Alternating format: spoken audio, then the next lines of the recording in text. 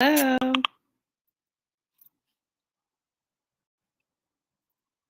Just going to wait and see if anyone logs on here before I get started.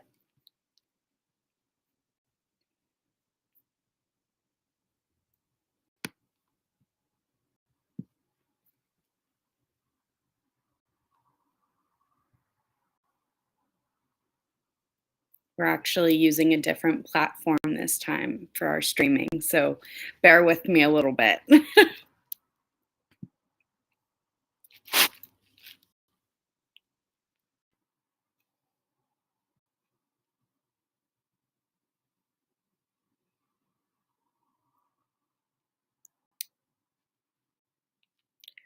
Alrighty. Well, I'm gonna go ahead and get started, and we'll see if some more people log on and take a look.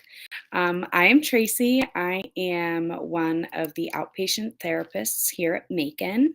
Tonight, I am going to be talking about emotional support animals. I was actually really excited about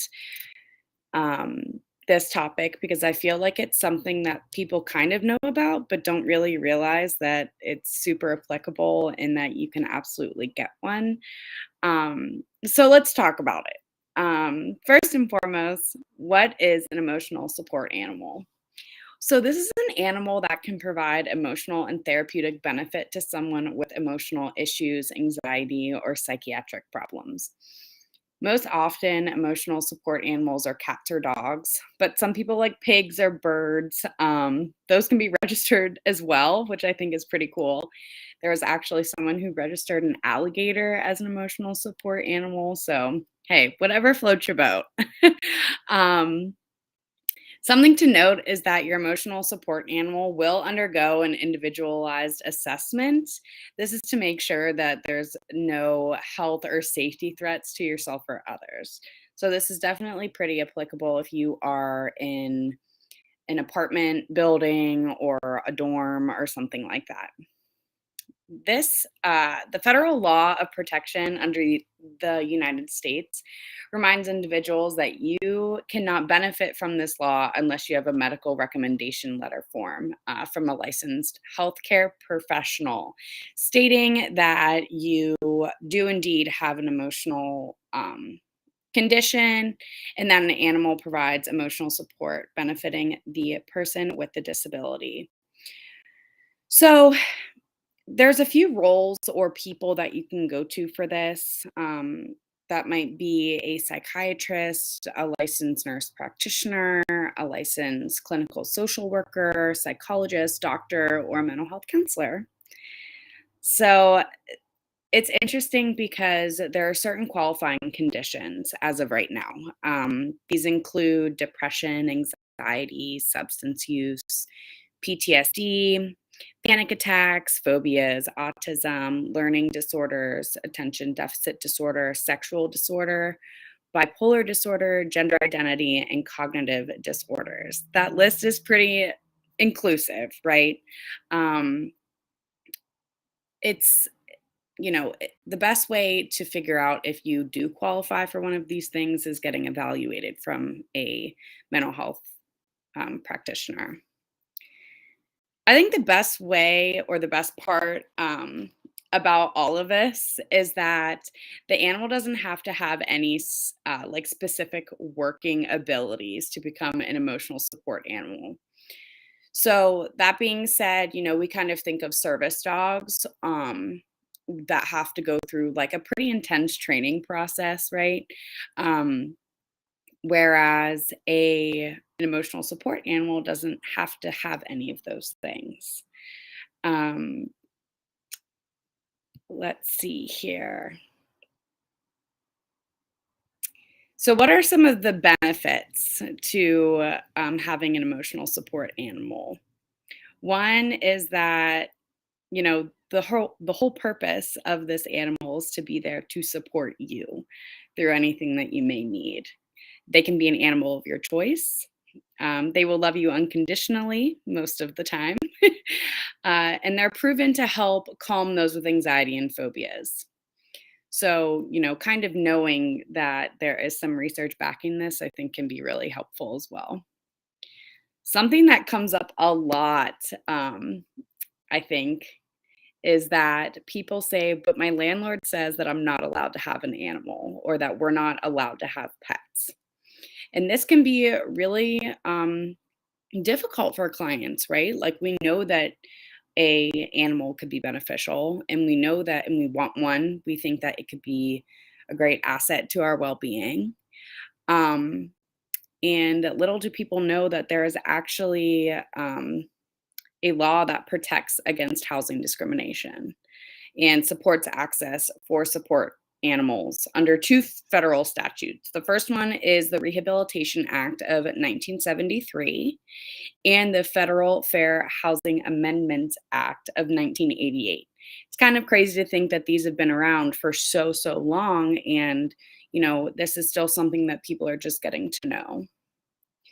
So once you have that letter in hand, once you go through the process of getting the evaluation and, getting the letter, then you can take that wherever you need it in a landlord situation, for example. You could give them this letter, and your animal will be considered a reasonable accommodation for living situations where they would otherwise not be allowed.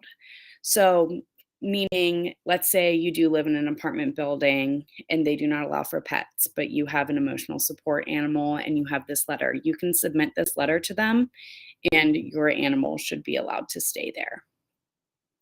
They also can't charge you any fees or deposits for the emotional support animal, which I think is a great plus, because if you're someone like me, going through that whole process and paying a $400 fee for your dog really stinks. So that's definitely a plus. Um, however, there are some landlords that don't have to accommodate if the animal has displayed behavior that threatens the health and safety of others. Also, small landlords could be exempt from this rule. It depends, on what type of building you're living in. So, for example, if um, the owner is occupying the building with no more than four um, units, then they might be exempt, or it's a single family house rented and sold by the owner without the use of an agent. So there's sometimes some like little rules here and there that are kind of funky and weird. But that's something that, you could ask your landlord about. Another thing to consider is that you can bring your support animals on planes. Um, the Air Carrier Access Act, whole lot of A's there, prohibits discrimination on the basis of a disability in air travel. The Department of Transportation has a rule defining the rights of passengers and the obligations of airlines under this law. However, in January 2022, the Department of Travel allowed airlines to deny accommodations for ESAs, or emotional support animals. The new rule isn't a mandate necessarily, but it does allow airlines the option to accept or deny emotional support animals on flights. So if you do plan on flying, and this is something that's pretty important to you and one of the reasons that you're getting an emotional support animal, check out different airlines and see what their rules are, because this might inhibit some of your travel plans. So, all of that being said, I am going to tell you some questions that we hear a lot and provide some answers to those. First and foremost, how do I get an emotional support animal? Well, there's a few steps. The first one being, if you think an emotional support animal could help ease some of your emotional distress, first things first is that you have to reach out to a provider. And schedule an appointment. Here at Macon, we can see you within 24 hours of scheduling, which is pretty awesome because there are times where there could be a pretty long wait. Once you're at your appointment, you'll have a session with a licensed professional who can assess your need for the emotional support animal. The session lasts anywhere between 45 to 55 minutes, and that gives the professional enough time to ask the necessary questions and really understand your disability. At the end of the session, the counselor or professional will send you a letter. And once you have that letter, you're free to use it in any way that you see fit. Um, how much does an emotional support animal letter evaluation cost? Well, prices definitely vary. Um, but here at Macon, the price is $108.09 plus the letter fee of $55. So that comes out to be a little bit over $163. Do I have to continue counseling or seeing a professional after the fact? No, there's no real requirement there. But of course, we encourage it because if you're feeling like you're struggling and that a support animal could help you, therapy can help you as well. So we definitely encourage that. Let's see. Next question here is, if I have an emotional support animal, can it come with me to the grocery store, Target, restaurants, or other places like that? Um, this is another one of those times where an emotional support animal and a service animal differ. A service animal is definitely allowed in all of those different places throughout PA. So this includes stores, restaurants, bars, hotels, museums, anywhere really. Emotional support animals are definitely different. Each store, restaurant, or place have different rules. There isn't a law or general rule for public places for emotional support animals. So if I were you, I'd definitely make a phone call before you go somewhere and you want to bring your animal to make sure that they are indeed allowed to come with you. Um, I think this was really interesting whenever I was going through my own sort of research here. Somebody had mentioned that they were in college and that they live in a dorm and they wanted to know if they could have an emotional support animal. Yes, college dorms and campus housing must also accommodate student residents that want to live with their emotional support animals. Students should be aware, though, that each university has some different regulations regarding emotional support animals. So check with your university, building, dorm, whatever it may be, to see if there's specific requirements or rules regarding size or breed or things like that. So, that all being said, emotional support animals have shown amazing success with people who are struggling with a disability or emotional conditions. We're here at Macon if you are thinking about getting um, your letter.